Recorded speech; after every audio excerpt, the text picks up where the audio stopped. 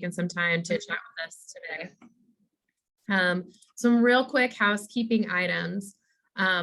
First, I wanted to let you all know that tickets for the Western Virginia Advertising Awards Gala are officially on sale now. So this event is going to be on March 5th, and it's going to be at the center on 9th Street, where if any of you did I think it was the Square Scare, maybe, I'm not sure, sorry, but it's the over off of 9th Street.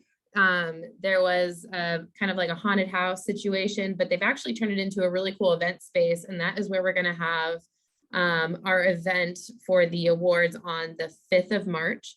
So that's where you get to see the best of the best in our region. So if you want to get the lowest possible ticket prices, those are on sale now. We do have ones for AAF members, AAF student members, and then also right now, we are actually offering a table option that I don't think we've done before. So you can actually book a table for 8 people.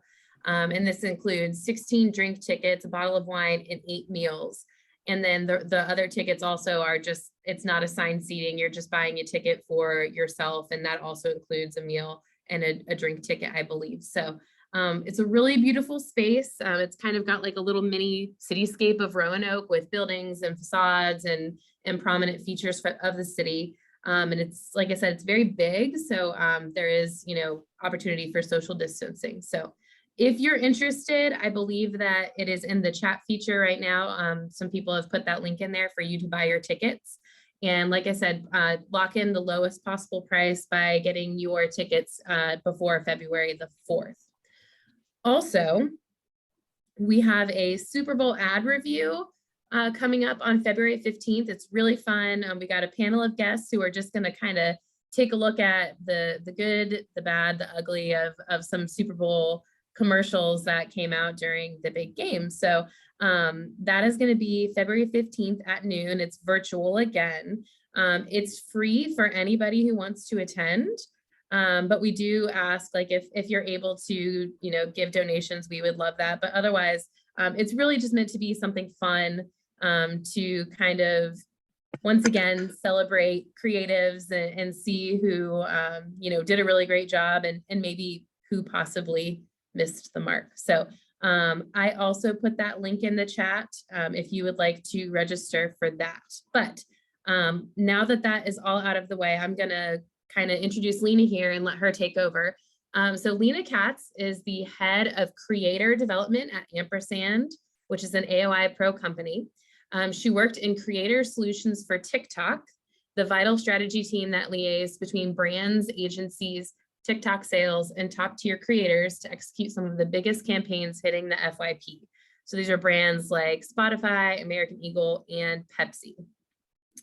Now building out a creator-first production division for Asia's largest commercial production company, Lena is here to give us a rundown for best business practices in the TikTok app. So I'm going to let Lena take over since she is the expert. And yeah, enjoy. Great. Hi, everybody. It's nice to be here. I don't know if you can hear from where you are, but it just started absolutely monsooning where I am. So obviously I'm still doing work from home, and so are a bunch of other people. So we're all kind of vying for space in like the community area here where I live. So I'm sorry if there's background noise. I am going to sort of borderline shout to try to get past it, but please raise your hands or just put it in the chat if you're having a hard time hearing. Also, I want to leave some time at the end of this presentation to go over, do some questions and answers.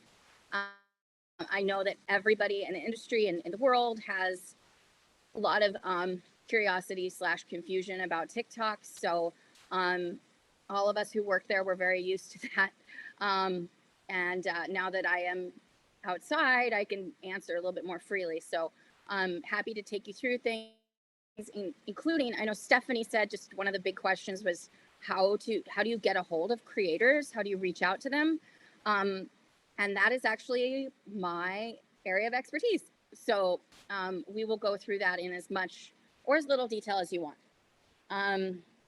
So without further ado, let's jump to the next page and kick it off.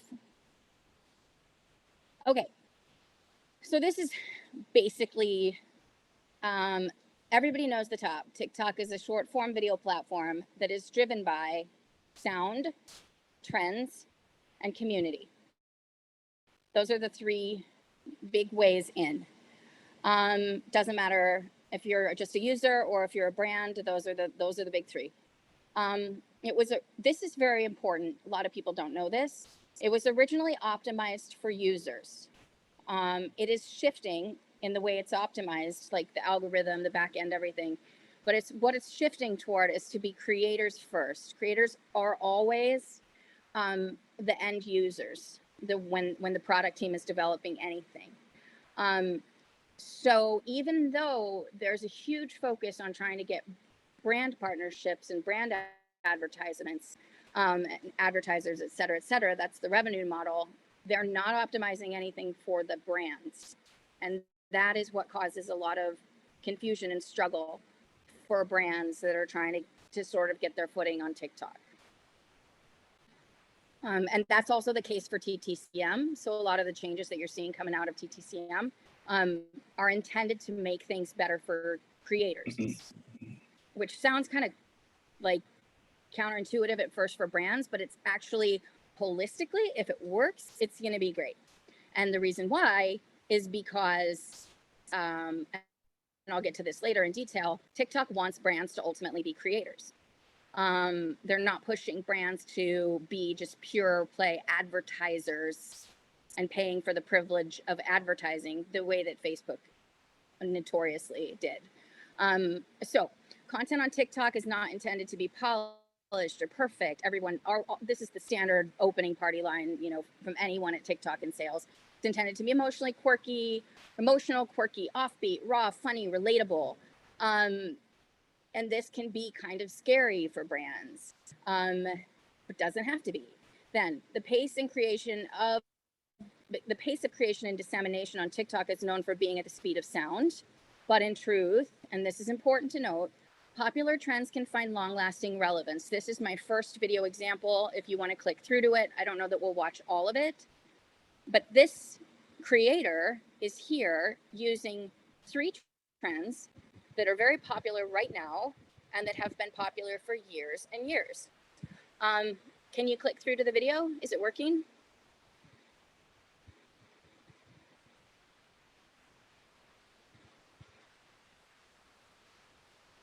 I might have it. I don't know that this one's that important. I'm going to send everybody this presentation so you can go through videos like at your leisure. But this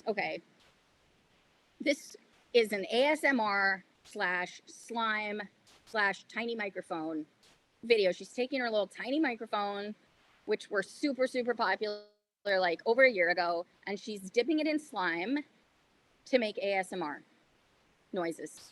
ASMR has obviously been a trend like around YouTube and whatnot for a few years. And it just has blown up on TikTok in the last several months. So food creators are doing a lot of ASMR right now. Crafters, cleaners, clean talk. So this girl is using 3 trends that are all over a year old. And the video, we can check how many, it doesn't even really matter, but she's got probably in the hundreds of thousands of views. So she's not doing anything new.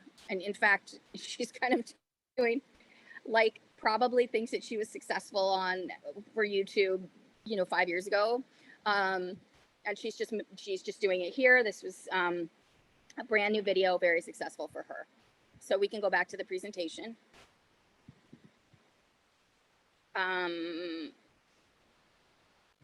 Here it is. Move to the next slide, please. Okay, this is probably this is among the most important things to keep in mind as a brand. TikTok, the platform, grows and evolves around co-creation. The leadership and all the people that are working there are big believers in co-creation. That means creators collaborating together. That means creators collaborating talking to people at the platform, they'll oftentimes, all the time, every week, bring creators in to talk to internal teams or to do demos or whatever. And it's also how they believe that brand advertising should work. They do get a lot of those briefs that are super, super tight and crafted well ahead of time by an advertising agency. And it's like, this is the messaging point. This is what you need to hit. And obviously, if the advertiser is big enough, they'll take them. And if it hits a certain threshold to spend, then creator strategies will manage it. But they are really leaning a lot toward newer types of campaigns that are sort of testing out new co-creation and sort of allowing for creators to get involved in the process more organically. So what does this mean to you? In order to tap into your users, you want to go creator first, which means you find the creators that are also sort of aligned with your users. They do not need to be huge. They just need to be active on the platform, and you need to like them. And ultimately, you as a brand want to be a creator. And obviously, the best example of that right now is Duolingo, who let a 23-year-old girl go bananas and do whatever she wanted. And it really worked, which is not to say that anyone else should do what she did. It's just, she had her idea, she had her vision, and they let her go for it, and they got into it, and it really worked. If you're not sure what yours is going to be yet, that's totally fine, because a lot of people don't know. And some of the brands that are the most active on TikTok that are finding the most success are throwing a whole bunch of different creator-led campaign ideas out there and seeing which ones are more successful. So tap into the creators who align with you and co-create. And a good example that I did not put in this is American Eagle. They want to reach that Gen Z and below audience. So they use all sorts of creators, from up and coming to the most famous ones that are out there. They do all these little series. They do, then they'll just do straightforward like try-ons. And they're using different creators to find different ways of getting across the American Eagle story. So I really do recommend that you go over onto that platform and check out American Eagle. And also just be advised that sometimes they have no idea what they're doing. Like, they'll come in and be like, we want to tell an after school special story. And then like I was on that, and we just went around and around and around in circles trying to figure out what that meant, because I don't think half the people on it were old enough to have seen an after school special. So I was like, do they really want to get across like a don't do drugs message? Or like, what do they mean? And ultimately, they just wanted the credits to roll like an after school special. And it was supposed to be a back to school campaign. But like, they really just did not know when they came in. It took a lot of iterations, but they're like swinging for the fences, and it worked. It was a cool campaign. So we can move along to the next slide. So in order to really build on TikTok as a user or a brand, you want to hook yourself into one of the 3 growth/virality drivers on TikTok. Those 3 are sound, trend, and community. A lot of creators will use 2 or 3. A lot of times they'll use 3, not always. Brands also sometimes use all 3, but infrequently. Most brands tend to do trend and community for the big reason, which we'll get into on the next slide. If you want to click through to the next one. Sound, which is the easiest one as a user to really have fun with, even if you don't understand anything else about TikTok. You cannot really use it as a brand, sort of. And I will go into that. Sound, as explained by a lawyer, using any sounds that are floating around TikTok that are created by somebody else puts the brand at a certain amount of risk because you're using somebody else's IP as a brand, you're a commercial entity. So technically, you're sort of not supposed to be doing it, but there's a ton of gray area. If you are creating organic content for your channel, organic means you're not running any ad spend behind it. That's the gray area. So a lot of brands do use sounds on TikTok, especially the ones that are created by kind of unknown creators. You know, those the quotes that will get out there and go super viral.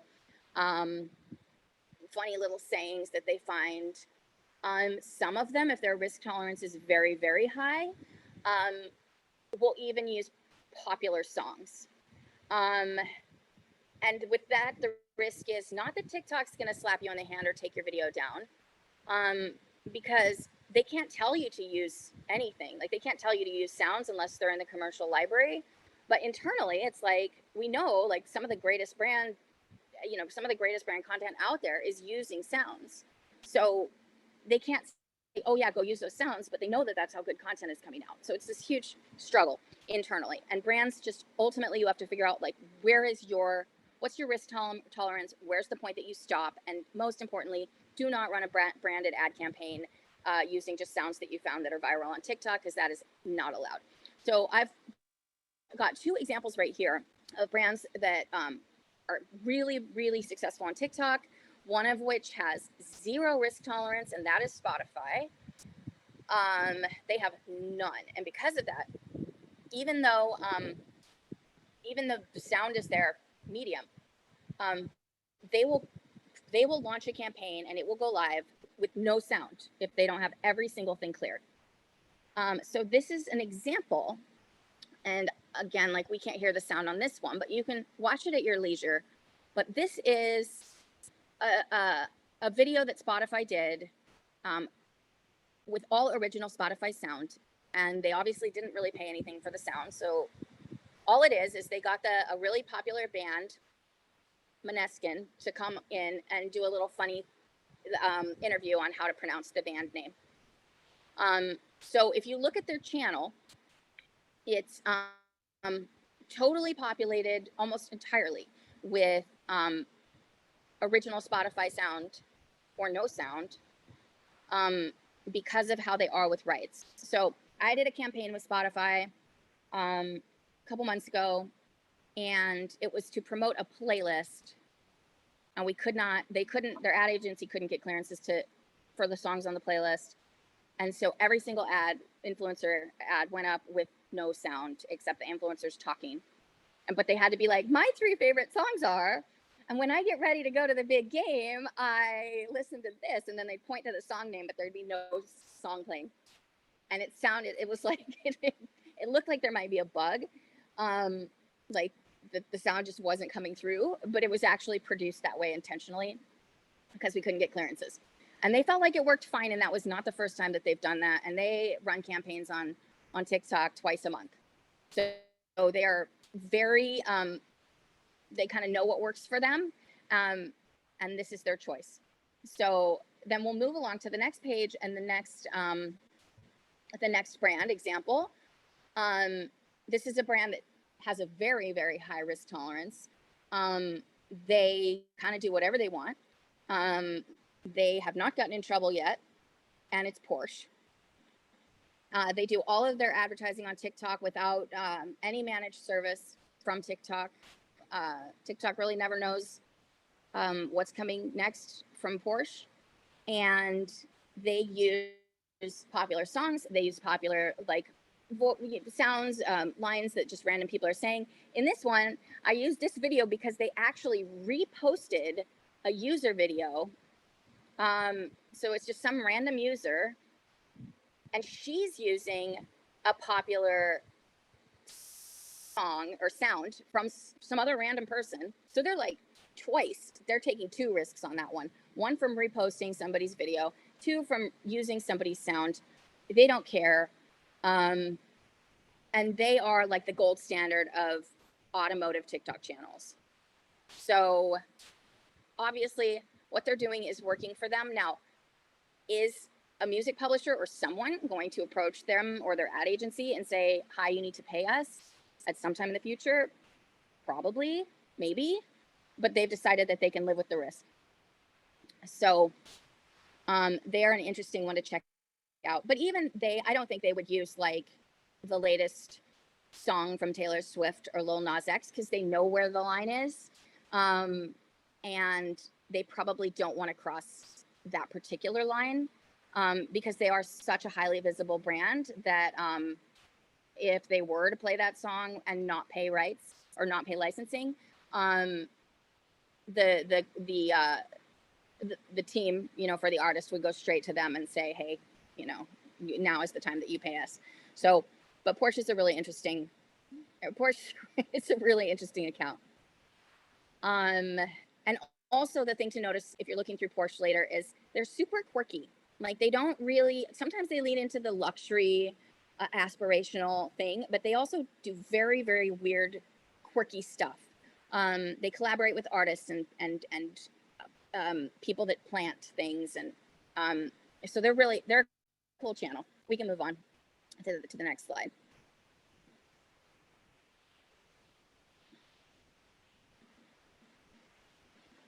Okay, we just went through risk tolerance, trends, and one note on risk tolerance. If you're not sure where yours is, I would say probably the entire advertising team kind of needs to have a sit down, and you probably want to do it with a lawyer.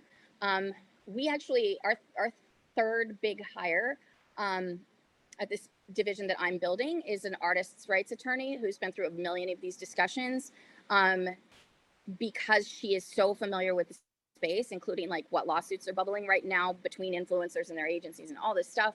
And she is very good at sort of figuring out like, okay, this is how much risk you want to take. This is what you are able to do with it.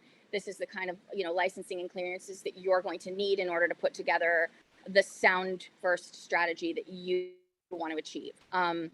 So, and we also have a music licensing person on retainer just to help brands figure this out because it is the hardest challenge on TikTok, and TikTok internally is really struggling with it, and they don't have a solution yet because they can't sort of resource themselves the way that I am, and they also can't speak as bluntly as I am. So it's very confusing for brands. Okay, so trends, you can participate in trends much more easily. If you look at the homepage or For You page, Discover page, whatever, it actually breaks it out. There's sound-driven trends that are sort of on the homepage, and then there's other ones. There's hashtag trends. There's seasonal trends. There's things that TikTok has deemed important and decided to put on the For You page, and, you know, like college life, or a lot of times like the, you know, for all of Latinx month, that was on the For You page. So if you're a brand that's looking to like hook into what's hot right now and can't use sound, there's probably some sort of other trending thing that you can find to organically participate in. And, you know, then you hashtag your way into it. A lot of brands are not doing this, a lot. But that's the really smart way to enter the sort of cultural conversation of the moment without having to do the sounds. And then I have a sentence on here. There's in-app tools that allow for collaboration styles. Stitch is a big example. The split screen. And then there's also the reply to a trending question. Is a really good way to join a conversation. So in the next page, I have some examples of those. If you want to. So here we have two really savvy media entities that tapped into trends very successfully. The first one is Gary Vee, who tapped into the College Life homepage, so he was using the College Life trend. Even though really, I don't think his content, this speech really had anything to do with college life. It was like just a typical Gary Vee networking talk that he decided had like some sort of loose relevance to college life. So he used that hashtag so that he could join that conversation, which was very smart. And the next one is the Late Late Show. So the trend that they used was that end of the year question that you probably saw, which was, what was your most viral video of 2021. Some rando, like no, not a very small following, just she just asked that question. Everybody jumped onto it, including the Late Late Show. And the fascinating thing about this piece of content is that it is years old. So Billie Eilish is, when she showed up on the Late Late Show and did this and brought her tarantula in, it was like 2 or 3 years ago. And it made the rounds on Facebook. And then all these years later, they turned it into a TikTok clip, really smart, recycling of content. And then they recycled it again. They jumped in on that question, that hashtag, that trend, and used it to repost. And this has also got 300,000 likes. Really, really smart. And I don't know if they had to pay a single extra penny to use that footage. They might have had to, but probably not. So like for a lot of brands that are struggling, like, oh my God, we have to generate all this new content. What are we going to do? You do not necessarily have to do that. There's a lot that you can do just going back and looking through your old content and figuring out what could still be relevant, right? And then hooking it into a trending hashtag or a question.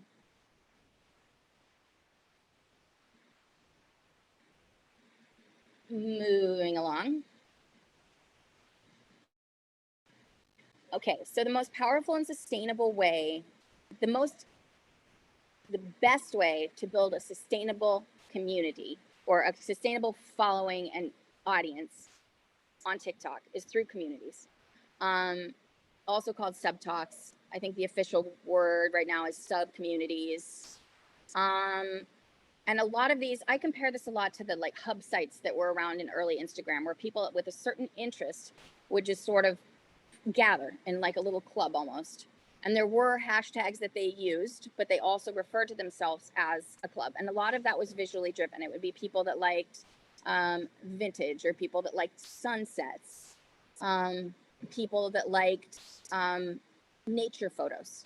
So they would just have a hub of them, and they would all post these photos. This is a more advanced version because of all the because it's video, so people are getting more into their storytelling than they were on Instagram. So where you'll see a lot of really strong communities on TikTok is in the Learn Talk / EduTalk. Those are categories sort of, but it's really what that is people that are using Learn Talk or EduTalk, they are trying to make smart content, whether it's about finance or math or woodworking, how to craft something.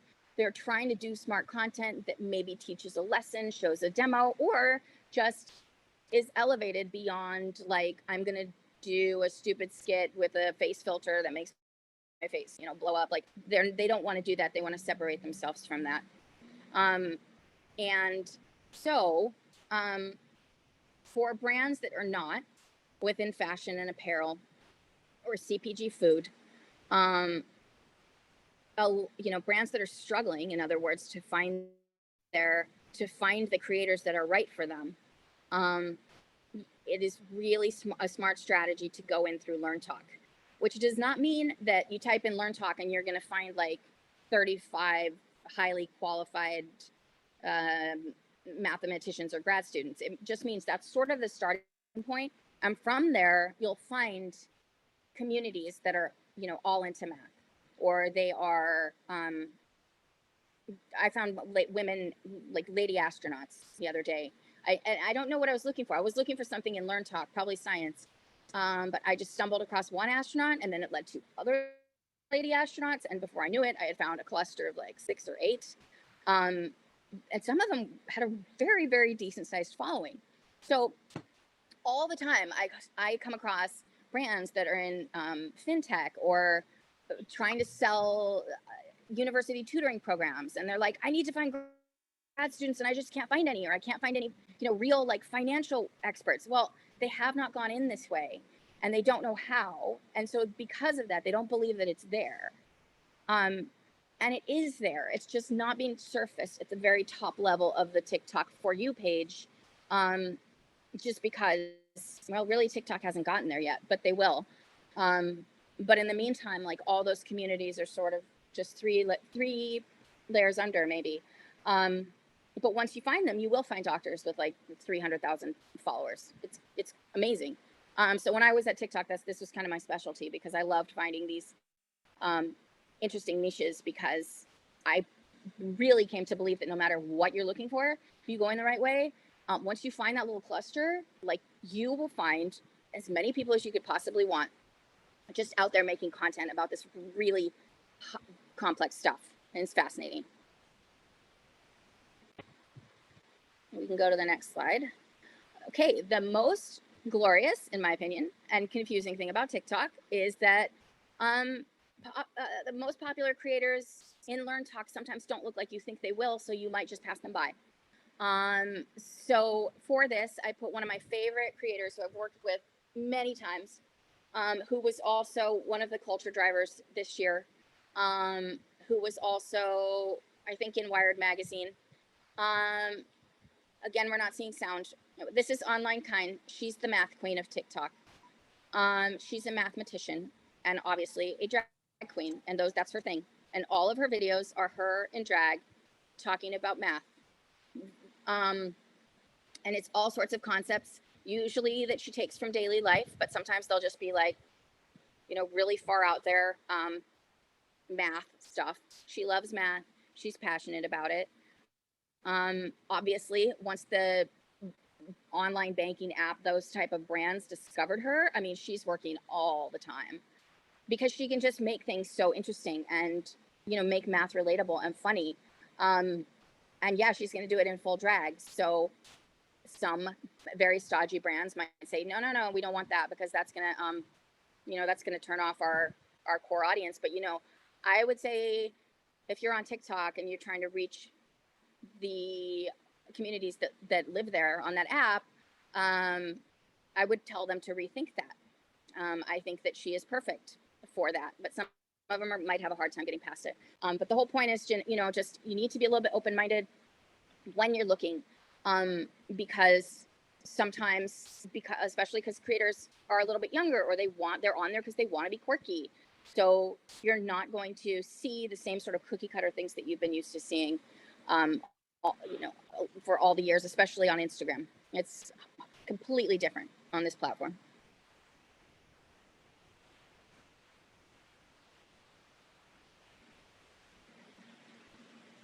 Okay, so the next slide, most important overall piece of content execution strategy is to choose the video styles that work for your brand and focus on those. So there's like, I don't know, 80 little tools that you can use, filters and little icons that you can press in TikTok, and it will let you do something else that's new. And it's very easy to get overwhelmed and be like, I want to do a video that looks like this, but I don't know how. So what you'll notice if you look through a lot of popular creator pages is they're not trying to do everything. They have chosen, like they've kind of settled in on what works for them, and that's what they do. There is a creator that's hugely popular, and she's a former traditional journalist and blogger. And I think she came from InStyle. And she got onto TikTok and she does green screen. So she pops up in front of this green screen. And she does these really, really long, like deep dives into pop culture. She did like a 6-part series on Britney Spears. There's no special effects. And she also does the thing sometimes where she'll mess with her face size on the green screen. It'll be like tiny, it'll be floating around, and it's absolutely silly looking. But people are obsessed with her storytelling because she's a journalist. She's an entertainment blogger. She tells a really, really, really good story. And that is all she does. And that's all she does on TikTok. And it doesn't look great. She's a really glamorous woman in real life. And what she's doing on TikTok is not very glamorous at all. But people really love her storytelling. They love her voice.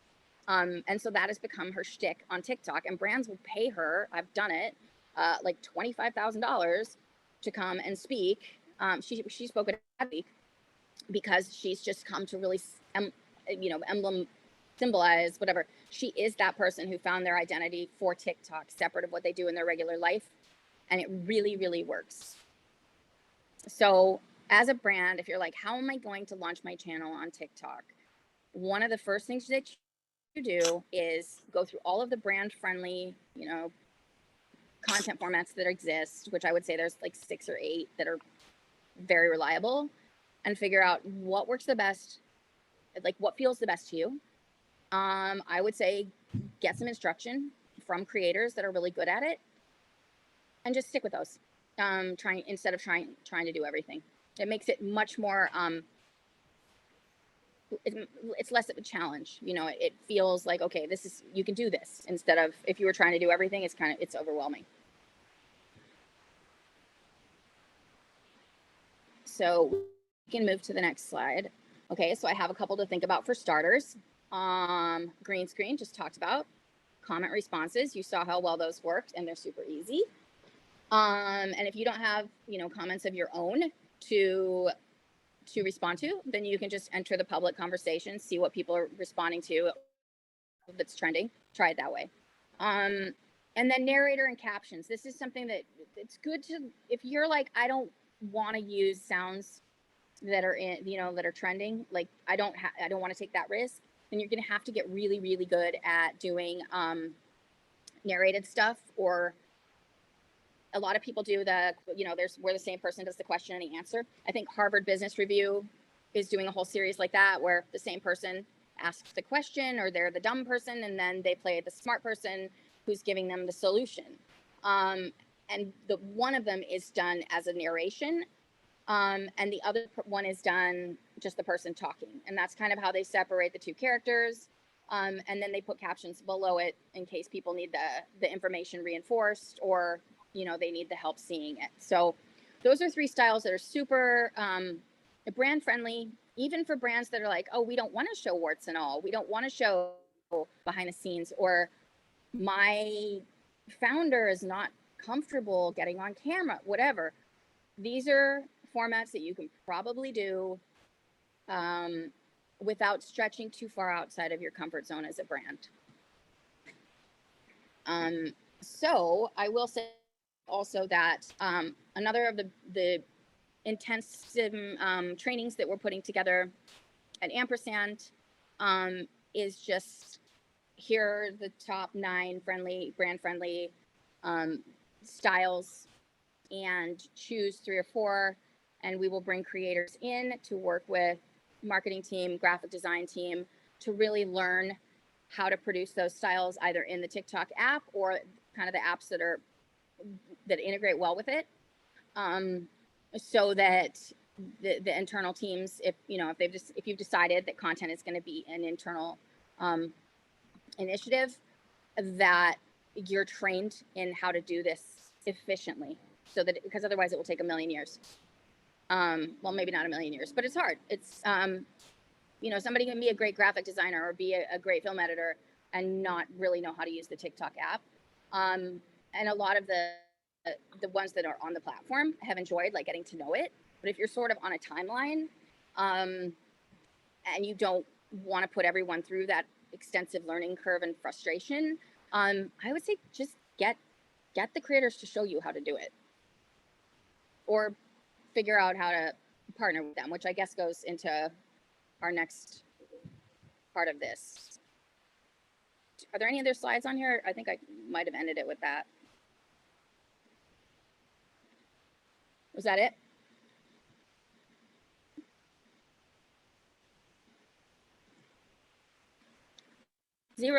No more slides. Okay, so Stephanie told me that a big question is just how to reach out to creators and start that conversation. Is that's true? Stephanie, is that what everybody's kind of That was, I don't know about everybody, but that was one that jumped out at me was, I think for a lot of the folks on this Zoom, TikTok is very, very new. And we are most of us are much smaller organizations, maybe like a team of one or two, maybe nonprofits, that kind of thing. And so when you mentioned reaching out to, co-creators to kind of help you out, that was my first thought, was like, all right, so how do I reach these people as a little Parks and Rec agency in the middle of Southwest Virginia, so just like if you had any tips on kind of how to start those conversations, Sure. was what I was asking. So, okay, a few things. First of all, don't DM them through TikTok. I know that's strange and like maybe counterintuitive, but just the way that the inboxing is set up, it's very likely they're not going to see it. So you would look for an email address. Usually they will have their email either on TikTok or they'll have it on their Instagram, sometimes on a YouTube, sometimes on Linktree. The second way is really to DM them on another platform, Instagram or LinkedIn I've used. I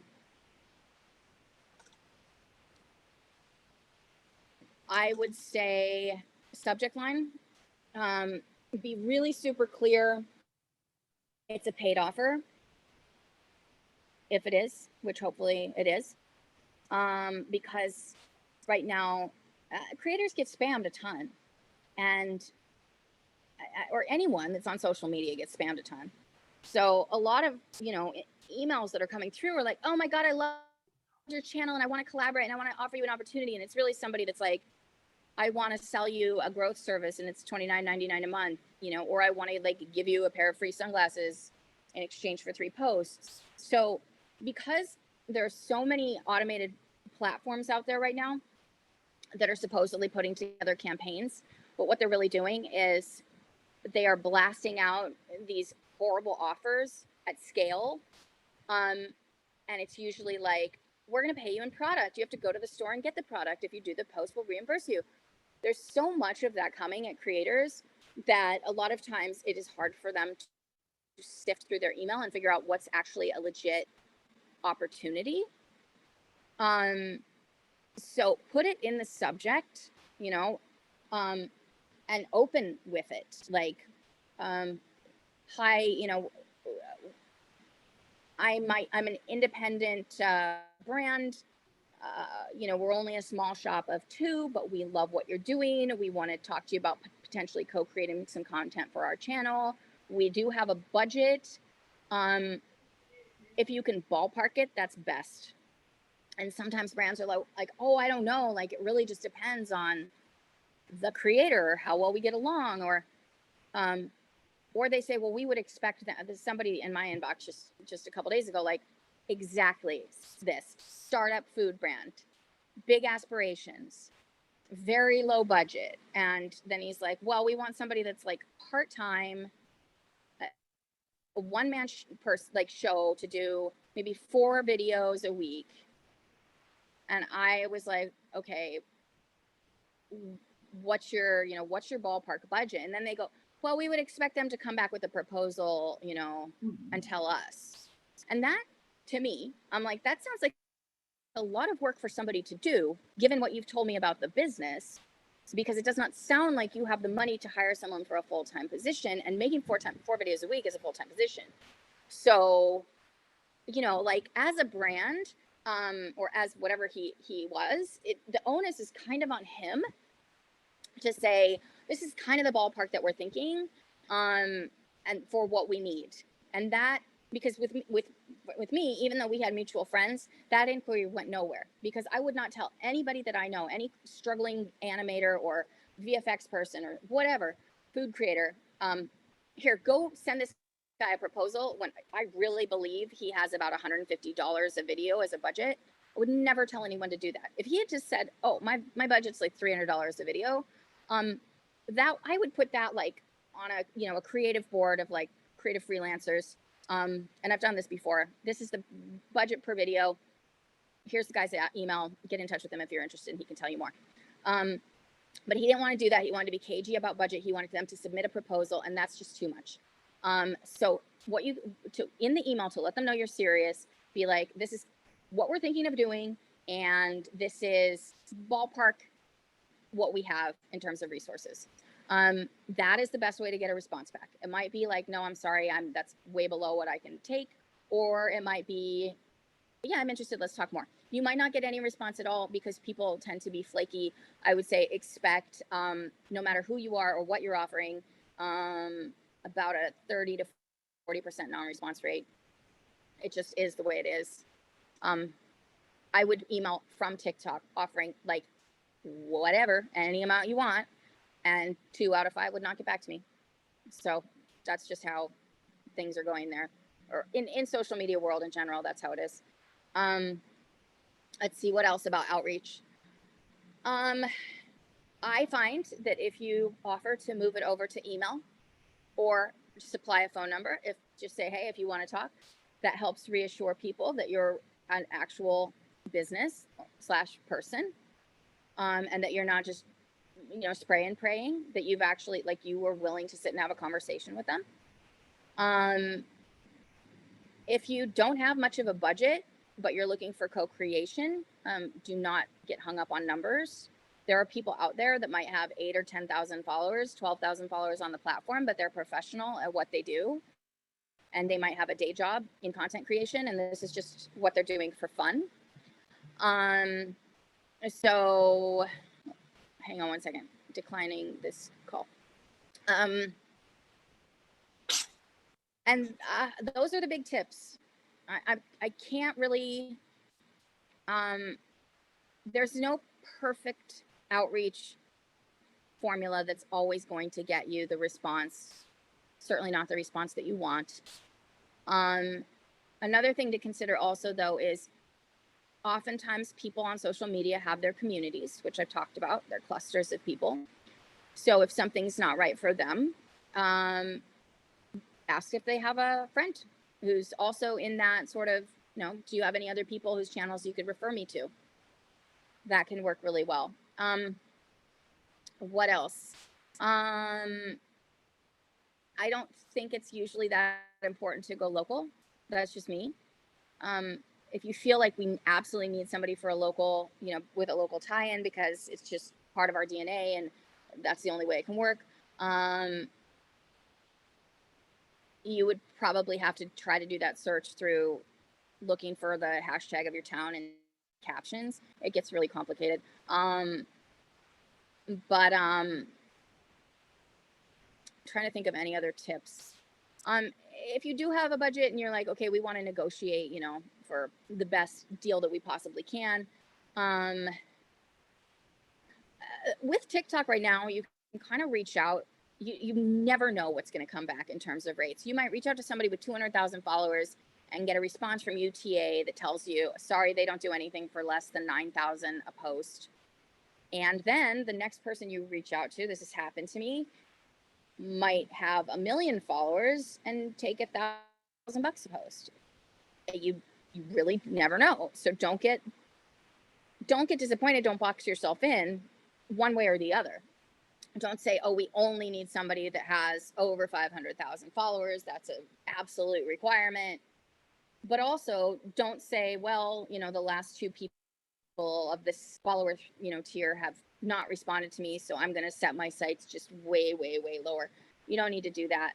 The other thing I would say is, don't be put off by content that looks a little bit, if content looks a little bit ugly on the platform, but you like what they're saying and you feel like they have expertise, I would look at try to find some other work that they've done outside the platform before you make a call on the aesthetics. Because as we've talked about, sometimes that whole ugly, unfiltered warts and all, like, that is supposed to be the way that things look on TikTok. And so some people will intentionally go for that when that is not actually their style outside. So definitely give somebody like a full, do a deep dive into everything that they've done, their website, whatever, before you decide one way or the other. And also, just, I guess this is a final tip.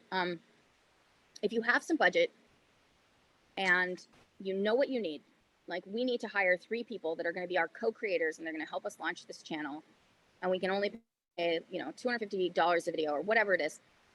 There's a lot of people out there or services that will just do a list for you, like a casting list.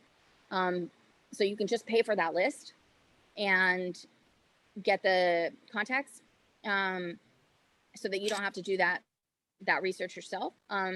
And then just get it handed off to you, and then you have your list of people, and you don't have to like pound your head against a wall trying to find them for 2 weeks. That's something I do. I do it for big brands, but they need it really, really bad, because TTCM, TikTok Creator Marketplace right now, I don't know if any of you are in it, but it is not keyword indexed well at all. So all of the tech platforms that are using it right now, and all the ad agencies using it right now, are having a lot of challenges because it's just not keyworded well. So it's better to actually do it out on big TikTok. But if you need a targeted list and you feel like you want to take it from there, you can definitely go to certain like specialized consultancies or agencies, including mine, and just get a list build. You could also do it through a platform. Like, you can also do it through Influential or whatever, and you think that's going to be better because it's in the API, but it's not, because of the lack of keyword indexing. Sorry.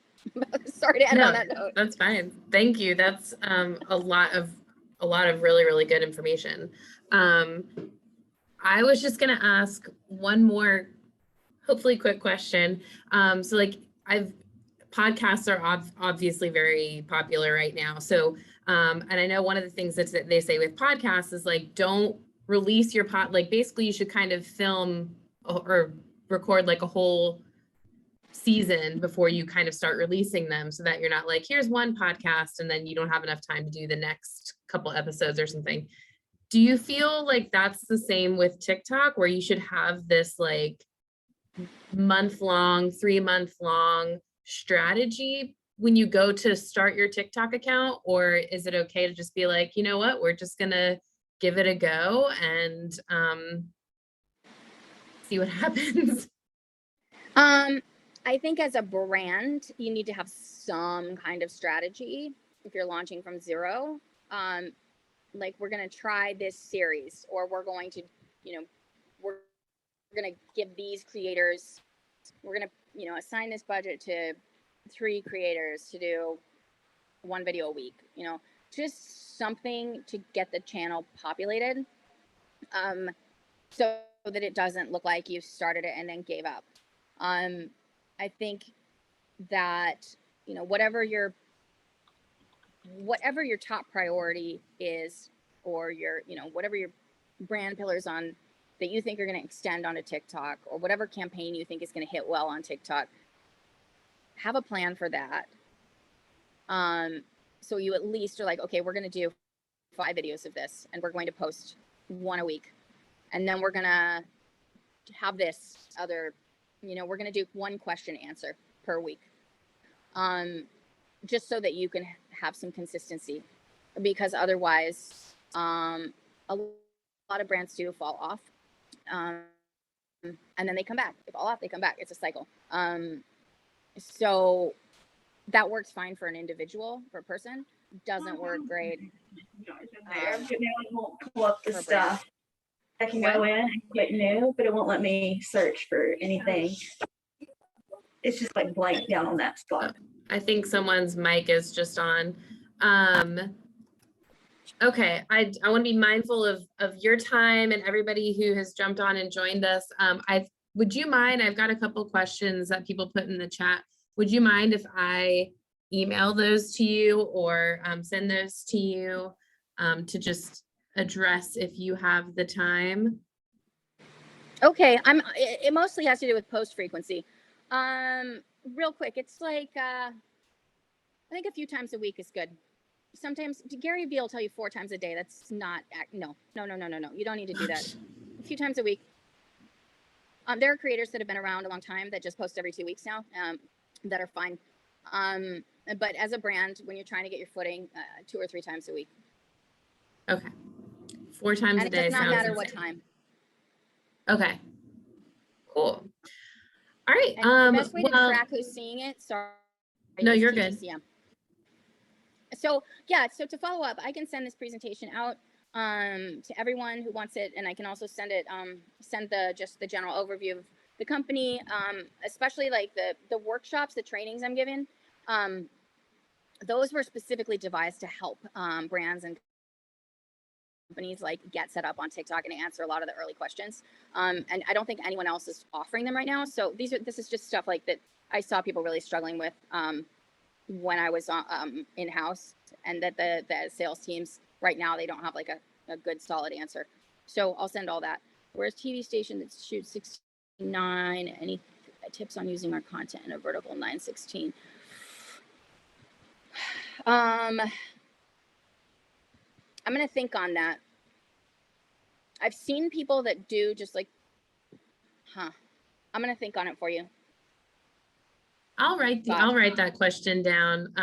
And if you, Lena, if you want to send me the presentation or, all of the materials and the workshops that you're doing, I'll be happy to send it out in a post attendee survey. Awesome. And I'll send you Scott's question again about the 916 format. But thank you so much. I mean, seriously, this is wonderful. And like you said, there's not really anything out there about TikTok yet. So I'm really thankful that you took the time to share your knowledge with us and give us some nuggets to take away and hopefully use. I was happy to do it. One thing also, I'll put this in the email, but there's a new course that they just put out. It's TikTok Tactics. It's specifically for small businesses to learn some of the nuts and bolts of TikTok. I cannot say right now how many actual questions it like addresses in a helpful way. But I'm going to have a look at it, and I would suggest, that maybe some of you do the same. Yeah, that would be great. Send that to you, Stephanie. Okay, thank you so much. Awesome. Thank you. Thank you for taking the time, and thank you everyone for tuning in, and I hopefully we'll see you all soon. Sounds great. Thanks everybody.